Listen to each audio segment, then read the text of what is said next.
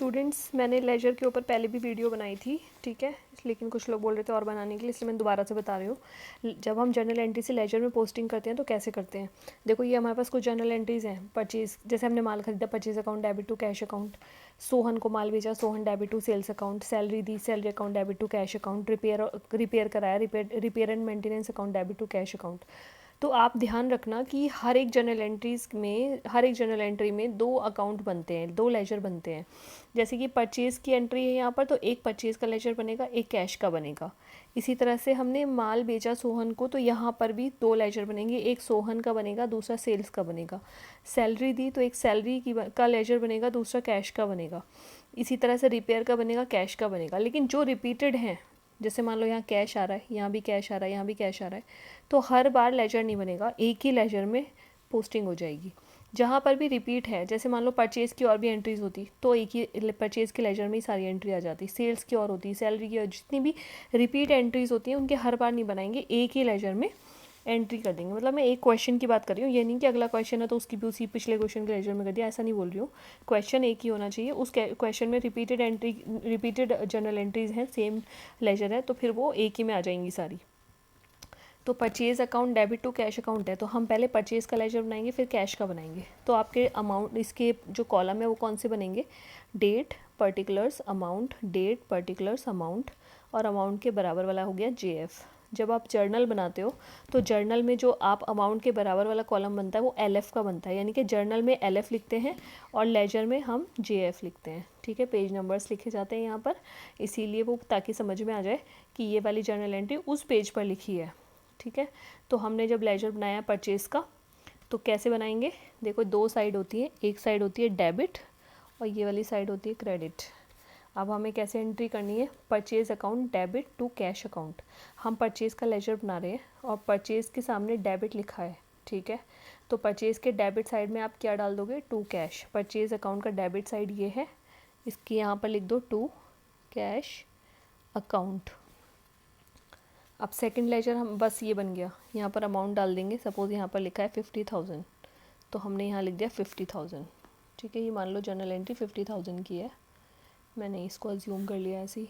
और ये माल बेचने की 30 की है, salary the 5,000, repair and maintenance 1,000, ये हमने खुद से अज्यूम कर लिया। अब हम, ये परचेज़ का लेजर बन गया, अब हम कैश का लेजर बनाएंगे। कैश अकाउंट, यहाँ पर हमने जो ये 50,000 लिखा था, इसके नीचे डबल लाइन कर दी, ठीक है। ये जो है अभी हमारी पोस्टिंग वाला मेथड चल रहा है, ये बैलेंसिंग वाला नहीं है। बैलेंसिंग वाला मेथड होता तो उसमें हम बैलेंस निकालते, बाय बैलेंस CD या टू बैलेंस BD CD, या जो भी साइड मतलब CD निकलता है, वहाँ पर टू में निकलेगा तो टू बैलेंस CD हो जाएगा, बाय में निकलेगा तो बाय बैलेंस CD हो जाएगा। अच्छा, एक चीज़ और ध्यान रखना कि जितनी भी डेबिट साइड में लिखते हैं उनमें टू लगता है, और जब हम क्रेडिट साइड में लिखते हैं उसमें बाय लगता है, ठीक है। दो साइड होते हैं, एक साइड डेबिट होता है और एक साइड क्रेडिट होता है। कॉलम देख लो इसके, date, particulars, amount, date, particulars, amount. अब आप कैश का लेजर बनाओगे तो सेम कॉलम बनेंगे उसके भी,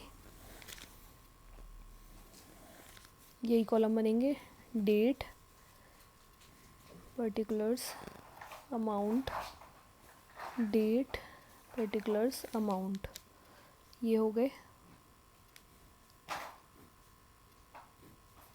और इसके अंदर फिर हमारा अमाउंट के पास वाला कौन सा रहेगा,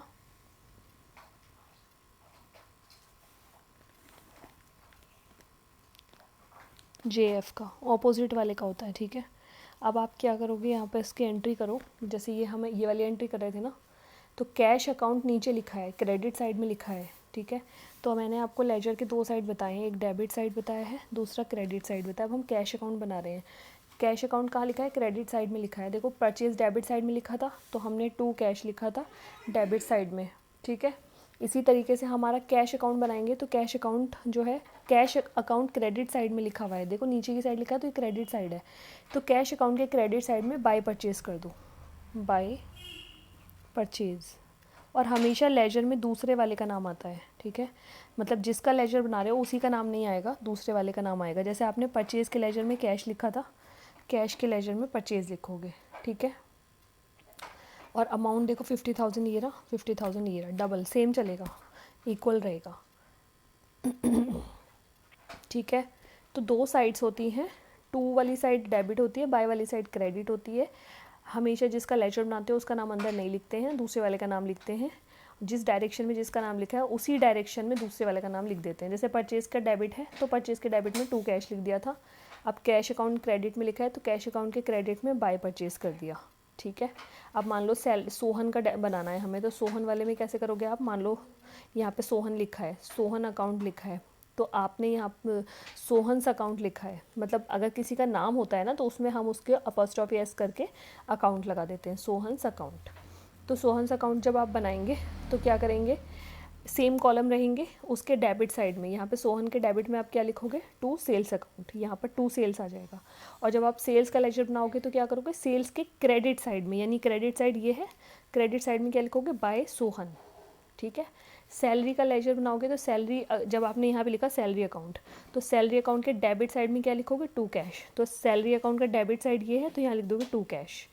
और जब आपने कैश का लेजर ऑलरेडी हमारे पास बना हुआ ही है तो कैश अकाउंट के क्रेडिट में क्या लिखोगे, कैश अकाउंट नीचे है ना तो ये क्रेडिट साइड है, तो कैश अकाउंट के क्रेडिट में आप क्या लिखोगे, बाय सैलरी।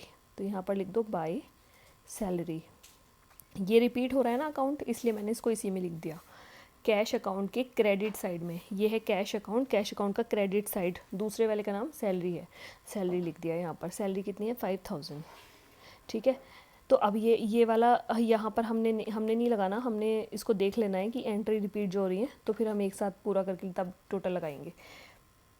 अब हम यहाँ पर देखो रिपेयर एंड मेंटेनेंस डेबिट है टू कैश अकाउंट, तो रिपेयर एंड मेंटेनेंस का एक लेजर बना लेंगे इसी तरीके से जैसे हमने परचेज़ का कैश का बनाया, तो सेम कॉलम करके रिपेयर एंड मेंटेनेंस का लेजर बनाएंगे टू कैश। तो रिपेयर एंड मेंटेनेंस के डेबिट साइड में टू कैश लिख देना और कैश के क्रेडिट साइड में बाय रिपेयर। तो कैश का तो बना वही है हमारे पास, तो by repair and maintenance account कितना है, 1000 रुपीज़ बस। अब इसका कोई टोटल वगैरह हम नहीं लगाएंगे क्योंकि ये हमारा पोस्टिंग वाला मेथड है, बस इसको ऐसे लाइन ऐसे कर दो। लेकिन अगर बैलेंसिंग होता तो फिर हम टोटल लगाते, ठीक है, वो भी मैं बता दूंगी। तो इस तरह से लेजर बनते हैं, और भी वीडियोस में बना दूंगी, आप खुद से बनाकर देखना कि हम कैसे करते हैं। हर एक जर्नल एंट्री के दो लेजर बनते हैं, दो साइड्स होते हैं डेबिट क्रेडिट, और जिस भी लेजर की बात कर रहे हो उसमें ऑपोजिट वाले का नाम आएगा। डायरेक्शन का देख लेना कि परचेज़ का बना रहे हो तो परचेज़ का डेबिट साइड है तो डेबिट ही साइड में दूसरे वाले का नाम आएगा। कैश का बना रहे हो तो कैश के क्रेडिट ही साइड में दूसरे वाले का नाम आएगा। क्रेडिट में बाय होता है, डेबिट में टू होता है। इसमें इतना ही है। पोस्टिंग मेथड में हम टोटल नहीं लगाते, बैलेंसिंग मेथड में हम टोटल लगाते हैं जिसमें हमारा बैलेंस निकलता है। ठीक है तो इसके लेजर बनाकर देखना, और भी मैं क्वेश्चन करा दूँगी। इसमें लेजर में इतना ही है। मैंने इसकी और भी वीडियोस बना रखी हैं तो वो वीडियोस भी आप देख लो, पहले वाली।